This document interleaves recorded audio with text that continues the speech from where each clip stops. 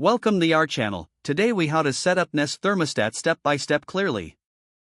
To set up your Nest thermostat, begin by turning off the power to your HVAC system at the circuit breaker. Remove the old thermostat from the wall by gently pulling it away from the base plate. Take a picture of the existing wiring for reference.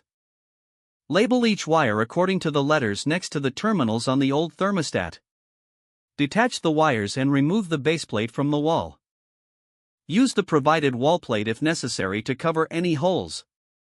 Next, take the Nest thermostat base and attach it to the wall. Connect the labeled wires to the corresponding terminals on the Nest base. Ensure that each wire is securely fastened in place. Once the wires are connected, push the base onto the wall until it clicks into place. Next, attach the Nest display to the base by aligning it and pressing until you hear a click. Turn the power back on at the circuit breaker. Your Nest thermostat should power up and display a welcome screen. Follow the on-screen instructions to select your preferred language. Connect your Nest thermostat to your Wi-Fi network by selecting your network from the list. Enter your Wi-Fi password when prompted. Complete the setup by customizing your heating and cooling preferences. You can also enable features such as home/away assist during this process. Once finished, your Nest thermostat will begin to learn your schedule and preferences over time. Make sure to explore the features in the Nest app for added convenience.